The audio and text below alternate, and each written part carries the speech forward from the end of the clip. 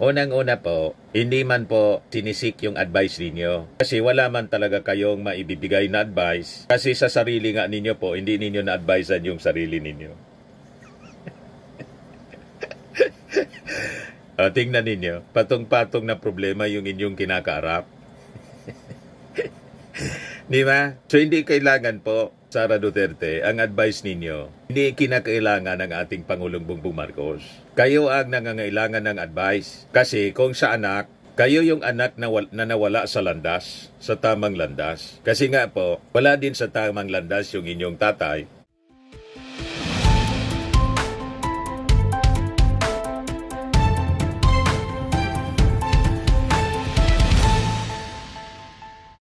Hello po mga kababayan, si Dante Maravillas, Bicolano vlogger, broadcast journalist from Albay. Sabi ni Sara Duterte po, Sercos Zarzuela daw, yung ginagawa ng ating Pangulong Bongbong Marcos na pag-inspeksyon, pag-imbestiga sa mga anomalos, guni-guni na mga flood control projects.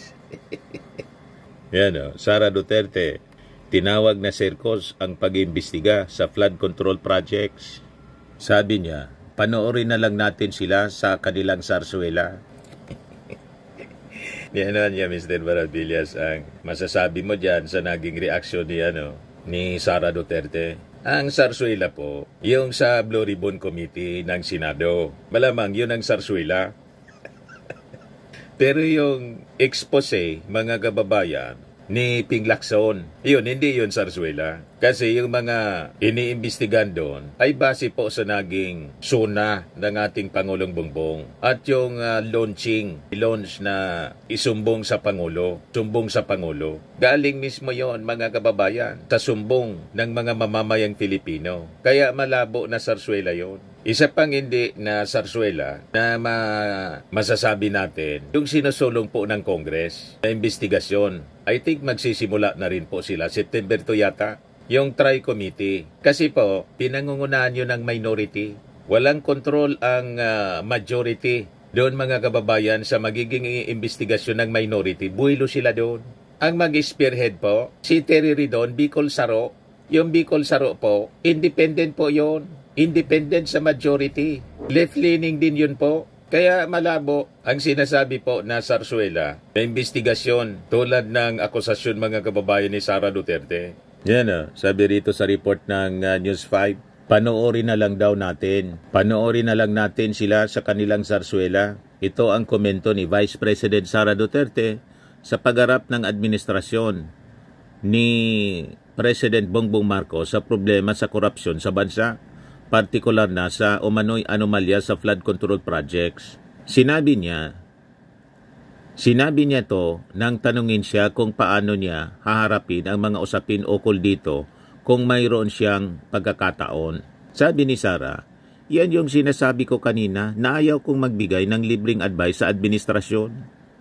Korupsyon, tapos flood control lang. Ang daming projects sa gobyerno, hindi lang flood control projects. Saad ng bise, ayaw kong magbigay ng libreng advice sa administrasyon. Panoorin na lang natin sila sa circus nila. Unang-una po, hindi man po sinisik yung advice ninyo. Kasi wala man talaga kayong maibibigay na advice. Kasi sa sarili nga ninyo po, hindi ninyo na-advisean yung sarili ninyo. Tingnan ninyo, patong-patong na problema yung inyong kinakaarap. Di ba? So hindi kailangan po, Sara Duterte, ang advice ninyo. Hindi kinakailangan ng ating Pangulong Bongbong Marcos. Kayo ang nangangailangan ng advice. Kasi kung sa anak, kayo yung anak na nawala sa landas, sa tamang landas. Kasi nga po, wala din sa tamang landas yung inyong tatay. Di ba? Wala man maibibigay na tamang advice yung inyong tatay. Kasi wala din sa tamang landas. So, lahat kayo nawala sa direksyon. Kaya patong-patong yung problema ninyo na kinakaharap. Na yung abogado nga po ninyo, si Atty. Kaufman, ang iniisip makipagkita sa ating Pangulong Bongbong Marcos para hilingin ang approval para sa nire-request ninyo sa ICC na interim release. You see? So, malamang sa malamang, yan ang request ni Atty. Kaufman na interim release at gustong makipagkita sa ating Pangulo para makiusap. Malamang disapprove. Di ba? Saan ka nakakita na yung abogado gustong makiusap sa ating Pangulo? Tapos, siguro, sige ang parinig lang. Sige ang papresko ni Atty. Kaufman na they are seeking audience with the President. Kaya sabi ni Yossi Castro kahapon, ang tanungin ng media, wala man yan yung request na pinapadala sa amin sa palasyo? Yan sabi dito, Palace yet to receive Duterte camp's request to speak with Marcos. Malamang reject agad mga kababayan, denied. Ba't pa makikipag-usap sa kanila yung ating Pangulong Bongbong Marcos na diniliber na nga sa ICC? Ang may discretion yan, yung ICC, hindi yung ating Pangulong Bongbong Marcos. Confused na mga kababayan yung kampo ng mga Duterte. Maging si Kaufman. Sabi nga natin, tumiklop. At malamang, itong sinasabi ni Kaufman, may basbas kay Digong. Sige na niya, baka mauto natin yung Pangulo. O diba? Pagkatapos, sasabihin ni Sara Duterte, hindi daw siya magbibigay ng libreng advice para po dito sa sa issue ng corruption sa flood control. Hindi po kinakailangan ng advice ninyo. At hindi sinisik ng ating administrasyon yung advice ninyo. Ano man ang makukuha ang mabuting advice sa inyo po?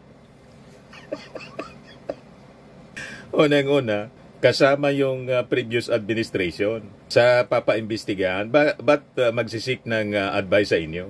13,000 flood control projects ang reported. Ang sabi natapos ng previous administration. Anong epekto? Diba? Kasama po yung previous administration sa dapat na paimbestigahan. In fact, may ginawa na po na house probe ng previous administration. Kaya lang, walang nangyaring maayos po. Kasi hawak nila yung gobyerno. Ayan na. January 4, 2019. Report ng Philippine Star, sabi dyan, House probe uncovers 332 billion flood control fund scam. Yan na. Sabi dito, clearly a flood control scam, lawmaker said yesterday of the allocation by the Department of Budget and Management under Benjamin Diokno of 332 billion pesos for non-existent flood control projects in a short span of 3 years. Mas matindi po. Ghost project po. 332 billion non-existent flood control projects in 3 years. This was among the initial observation raised by the House Rules Committee based on research made by House Majority Leader Rolando Andaya Jr.'s team. First of all, it is Secretary Diokno, and not President Duterte or DPWH Secretary Mark Villar who is really behind the insertions. For the budget, sabi po niya, he said the 332 billion allocation comprised 213 billion for flood control projects in the national budget fiscal year 2017, 2018 and proposed 119 billion for this year. All of this will come from taxpayers' money, sabi po ni Andaya, adding that Diokno did the insertions without consulting Villar and is in utter disregard of Department of Public Works and Highways Order 23 series of 2015 regarding flood funding request. Records show a high percentage of slippage. Kaya yung inaakusan nila pong insertions, nangyayari na to, matagal na, at nangyari din sa previous administration. Kaya po, ang investigasyon na to na ginagawa ng ating Pangulo as a result of insertions, hindi lang po ito exclusive dito sa present administration. It will be extended to the previous administration. Kasi sa totoo lang po, 6 years yung administrasyon ni Digong nakapagawa ng 13,000 na mga flood control projects. Ang tanong, ano nangyari? Malamang sa malamang, napakarami doon. Mga non-existent flood control or guni-guni. Just like itong na-discover ngayon ng ating Pangulong Bongbong Marcos. Nakita ninyo? Kahit nga yung in-inspection niya doon sa Tuba Benguet, kaninong project yon? Previous administration. Matindi po ang pandadaya na ginagawa. At ngayon, nagre-react yung mga Duterte. Kasi alam nila, marami sa kanilang mga kaibigan ang sabit. Kaya po, itong statement ni Sara na Serco Zarzuela, pang-cover.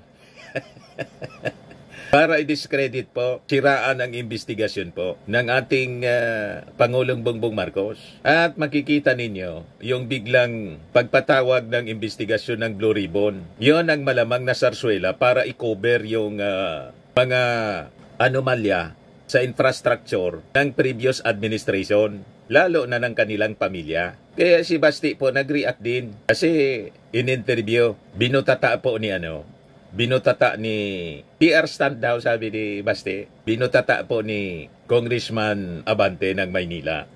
Ito po ipakrinig ko sa inyo. Ipakita ko sa inyo. Pakinggan ninyo itong interview ng actually, ang nag-interview nito yung vlogger nila doon sa sa Dahig, kasi yung mga anak ni Digong lahat ngayon nasa Dahig. Ito, pakinggan ninyo si Basti, mga kababayan. Lang na parambula kasi ginagawa pag yan yung issue na yan, wala lang na parambula kasi ginagawa niyang press release yan ngayon PR PR stunt niya na pupunta sa doon ganoon, kunwari may nangyari talaga, tapos walang makukulong na congressman o kahit sinong politiko, walang makukulong sa mga flood projects na yan. Ibig sabihin palabas lang yan lahat. Tanungin niya yung kanyang kapatid na congressman, magkano ba ang pondong nakuha ni Congressman Pulong nung congressman siya, nung panahon ng kanyang father? Magkano po yung nakuha? I-reveal niya kung magkano, kung saan ginamit ang puntong yan, kung paano ginamit yan, kung ilang bilyon ang napunta sa flood control project, at kung bakit malaki pa ang baha at Davao. Kinakailangan tanungin niya yung kanyang kapatid yan, kung talagang PR stunt to, patanayan niya kung talagang PR stunt to, or may katotohanan na sinasabi. O, diba durog si Basti kay Congressman Abante? Nasaan na niya yung bilyon-bilyon na pork barrel, pondo, na nakuha ni Pulong Duterte? Bakit lagi pang binabaha yung Davao? O, ito yung ebidensya. Published August 28, 2025. Kapon, 265 areas in Davao City affected severely by street flooding. Report ng GMA Regional TV. Up to 265 areas in Davao City have been identified by the City Engineering Office mismo, na ang mayor si Baste, acting mayor, as severely affected by street flooding. According to a report by GMA Superradyo Davao, Janice Luis Esparcia, officer in charge of the City Engineering Office, said during the session of the City Council that 140 of these areas are in the 1st District, 69 are in the 2nd District, and 56 in the 3rd District based on data from City Disaster Risk Reduction and Management Office. Esparcia emphasized the need for long-term solutions to prevent street flooding in the city. These solutions include expanding the city's drainage system, adding more inlet, and building retention and detention ponds to hold floodwater. Additional flood control structures such as box culvert, flood walls, and pumping stations are also needed in coordination with the Department of Public Works and Highways under JICA Flood Mitigation Master Plan. So legit ang tanong, mga kababayan, ni Congressman Benny Abante. Sa bilyon-bilyon na nakuha ang pondo during that time ng kanyang tatay, ni Pulong Duterte, bakit hindi ito nagawa ng long-term solution na sinasabi ng kanilang City Engineering Office? At bakit wala hanggang ngayon ng long-term solution na dapat sana natapos na to? Kasi bilyon-bilyon nga po na pondo ang nakuha ni Pulong. Yan ang punto po ni Congressman Benny Abante. O diba? Kaya ang reading natin, pumuputak sila ngayon para guluhin ang ginagawang investigasyon. I-discredit po. Kaya sinasabi ni Sara Duterte, Zarzuela niya, Sercos, para siraan ang investigasyon kasi nakikita nila ang direksyon ng investigasyon papuntang Davao.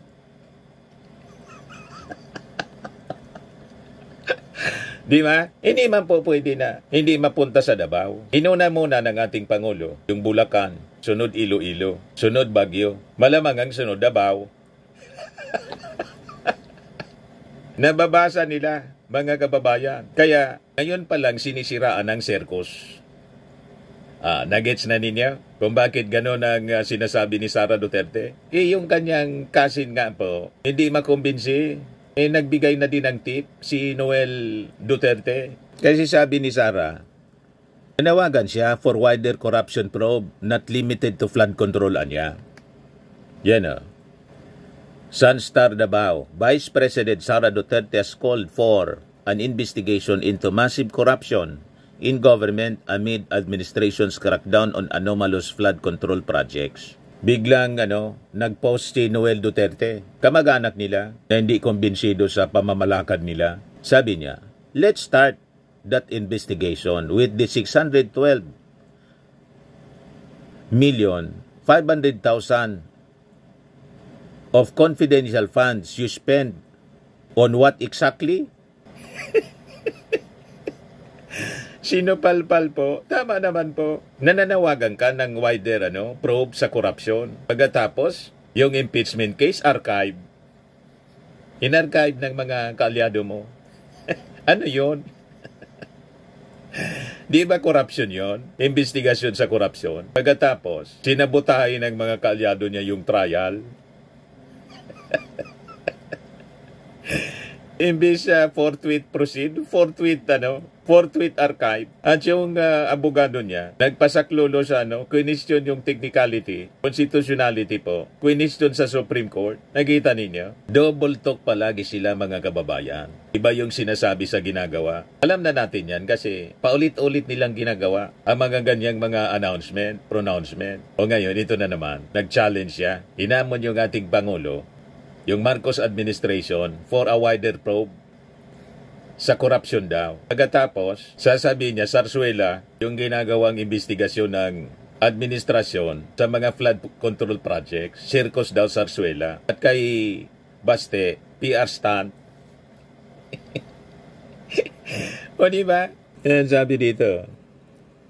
In an interview in The Hague, Netherlands, Duterte expressed doubt about the real intention of the government in launching a massive investigation into anomalous flood control projects across the country.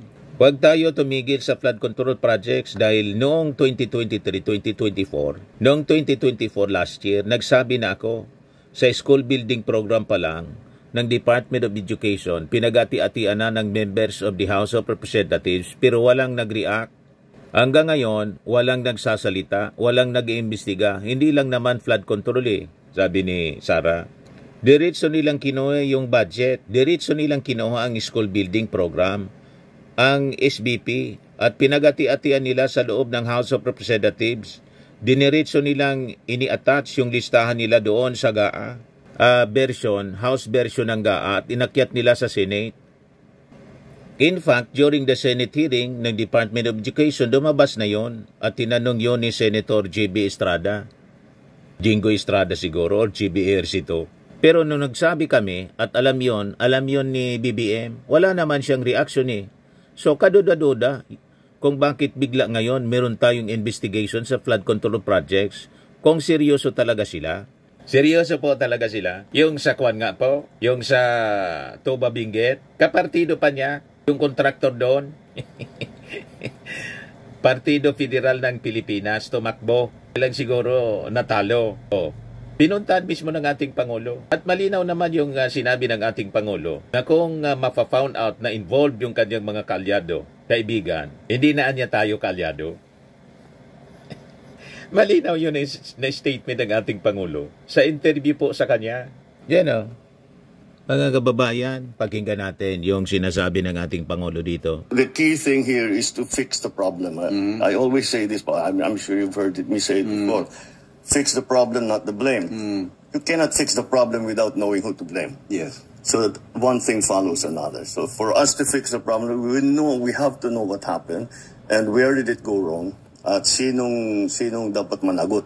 Meron dapat naman managot dahil sa dinadaanan na hirap na dinadanas ng ating mga kababayan. They have to be told who is responsible and somebody has to answer for their suffering. Paano kung kaalyado ninyo? Sorry na lang. Hindi na kita kaalyado kung ganyan ang ginagawa mo. Ayaw na kitang kaalyado. Malinaw na Sara Duterte, ayaw na kitang kaalyado. Kahit kaalyado. And in fact, itong mga contractors na to, dati itong sumusupport sa ating Pangulong Bongbong Marcos. Ang sabi ng ating Pangulo, kasi binigyan sila ng negosyo. Di ba? Kaya nga mga kontraktor sila ng ating gobyerno. Binigyan na sila ng pabor. Bakit? Inaward sa kanila yung kontrata. Ang pakiusap lang naman ng ating Pangulong Bongbong Marcos, pag ikaw binigyan ng kontrata ng gobyerno, gawin mo yung tama, implement mo ng maayos, pag mong dadayain, di ba? Binigyan ka na ng hanap buhay, ng kontrata, pagkakakitaan. Pagkatapos, ano ginawa? Anomalous yung implementation. Dinaya yung gobyerno. Worse, yung iba guni-guni. Walang inimplement na project. Yan ang ayaw ng ating Pangulo. Niloloko ng mga contractors. Kasabwat yung mga congressmen. And maybe, sabi ni Ping Lacson, may mga senador din na sangkot. Pati mga mayors at gobernador. Kaya nga po, nilunsad ng ating Pangulo ang sumbong sa Pangulo. Linaw ang mensahe ng ating Pangulo eh. Hindi na kita kalyado. Ano kayo ngayon? O ngayon, kunin natin yung mga reactions dito ng mga netizens. Sabi ni Ababaw, Bobo. Sabi ni Pete Egar, ngungo ka talaga. Sabi ni Maggie Taverner, the worst vice president in the Philippine history.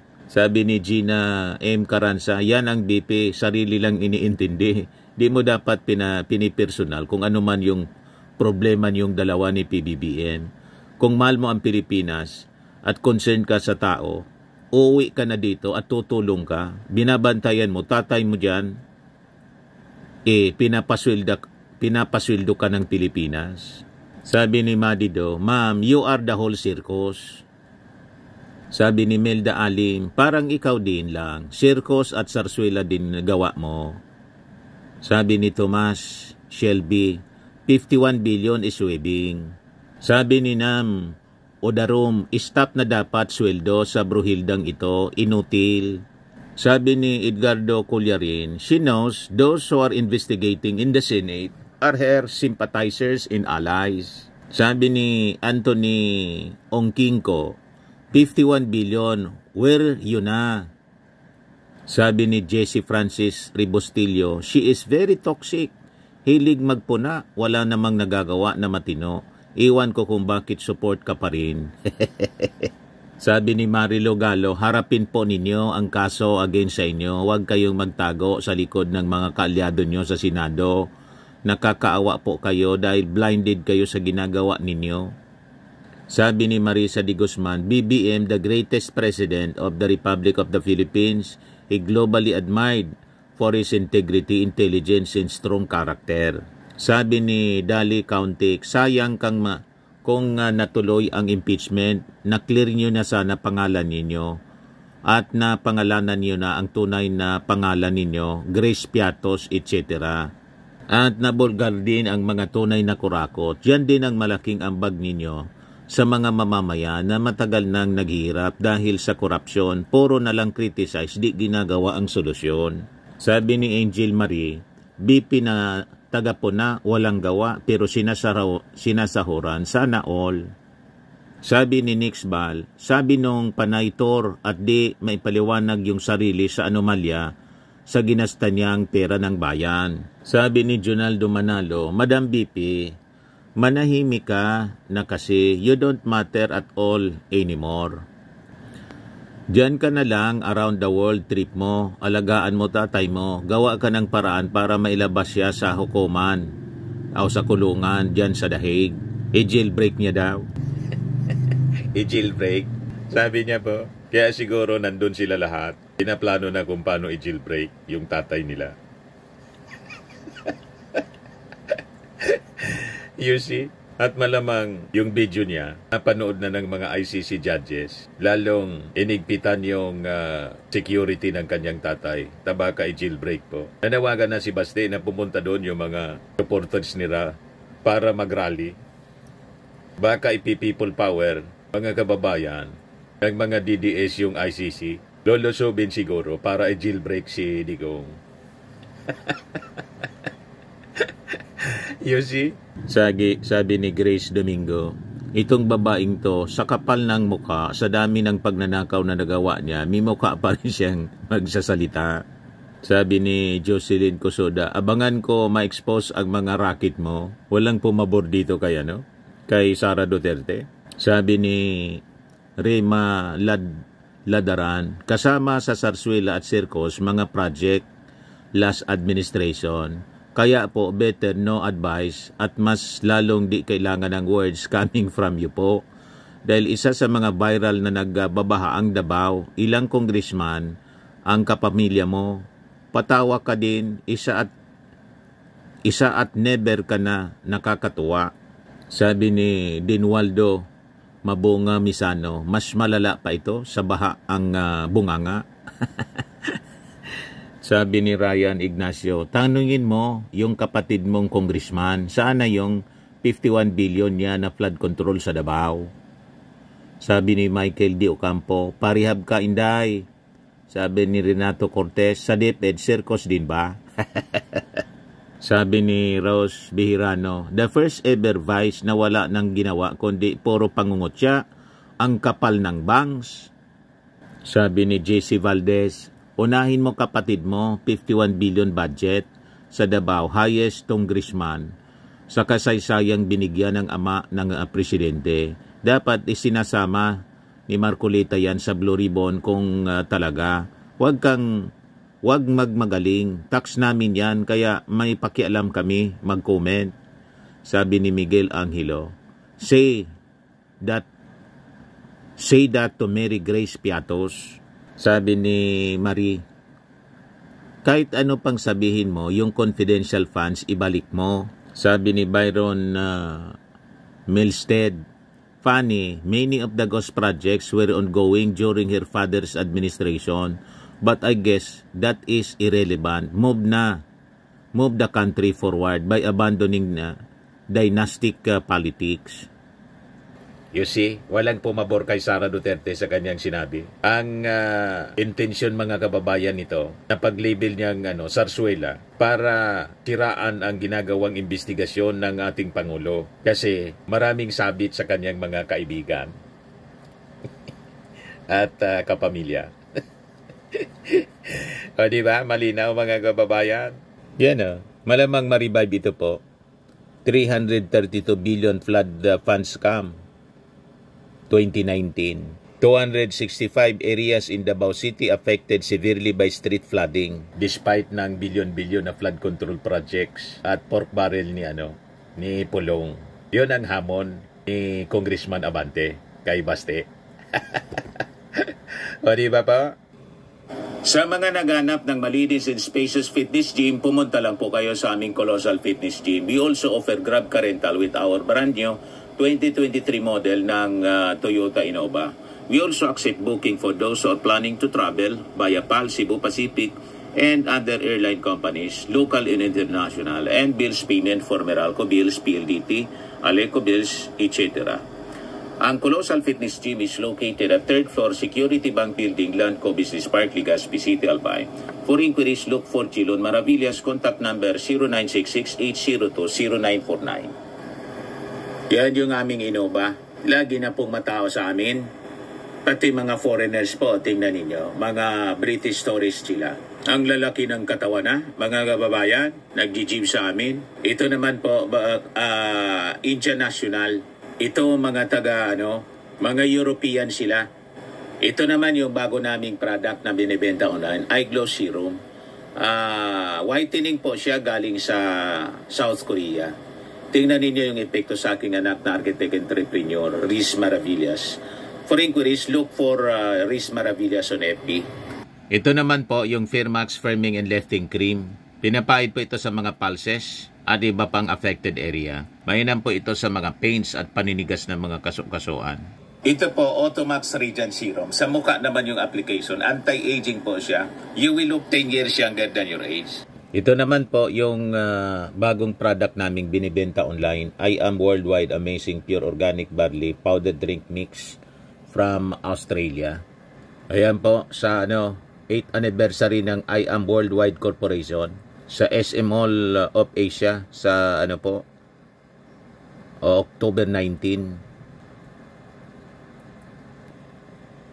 Yung gusto mga kababayan na mag-try nito na napaka-healthy drink mix, amazing barley, message na lang po kayo sa amin. Kung magninegosyo kayo sa aking anak na architect entrepreneur Riz Maravillas. Sa mga mahilig naman po sa mga imported bags and wallets, dumiretso na lang kayo kay Ma'am Eileen Rosales, Eileen Closet po. Nakabase sa Amerika.